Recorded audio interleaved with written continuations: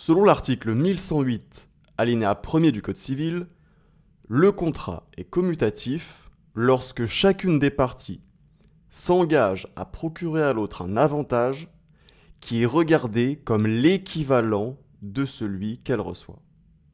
Alors qu'est-ce que ça signifie? Eh bien ça signifie que les avantages que chaque partie procure à l'autre sont nécessairement connus et déterminés dès la conclusion du contrat.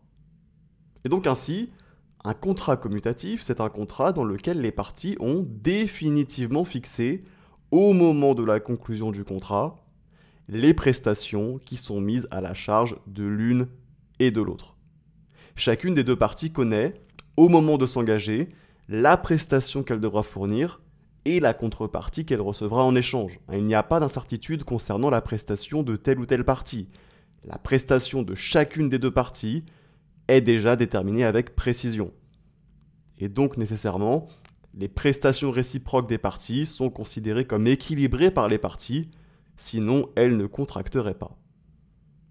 Par exemple, le contrat de vente, c'est un contrat commutatif, puisque dès sa conclusion, les parties se sont accordées sur la chose vendue et sur le prix que doit payer l'acheteur. Le vendeur sait le prix qu'il va recevoir en échange de la chose, et l'acheteur sait qu'il va recevoir un bien déterminé en échange du paiement du prix. Et très important, le contrat commutatif, il se distingue du contrat aléatoire. Alors qu'est-ce qu'un contrat aléatoire? Eh bien, l'article 1108, alinéa 2 du Code civil, nous dit que le contrat est aléatoire lorsque les parties acceptent de faire dépendre les effets du contrat, quant aux avantages et aux pertes qui en résulteront, d'un événement incertain. Donc ainsi, dans un contrat aléatoire, on n'a pas chaque partie qui s'engage à procurer à l'autre un avantage qui est regardé comme l'équivalent de celui qu'elle reçoit, comme c'est le cas dans le contrat commutatif. Non.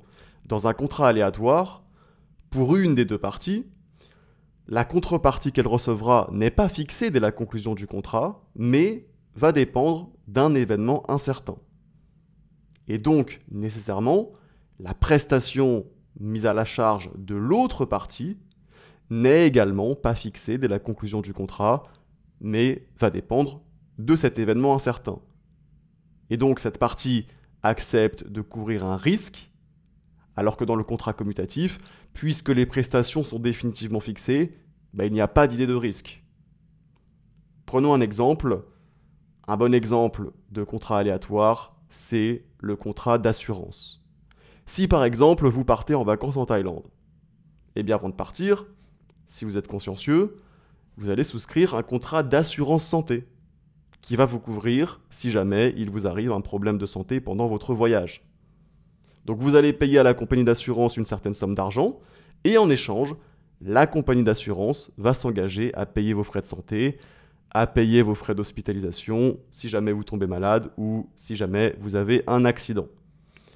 Et ce contrat, ce serait très clairement un contrat aléatoire. Et oui, parce que la prestation qui va être fournie par la compagnie d'assurance, et donc la contrepartie que vous allez recevoir, eh bien, elle dépend d'un événement incertain. À savoir, est-ce que vous allez avoir un accident, est-ce que vous allez tomber malade, etc., etc.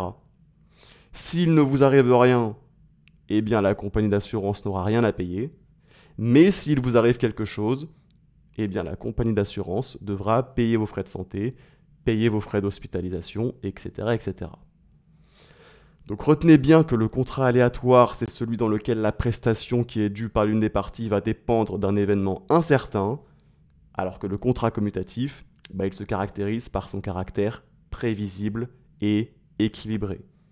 Puisque dans un contrat commutatif, les parties savent dès le départ quelles prestations elles doivent fournir et ce qu'elles recevront en échange.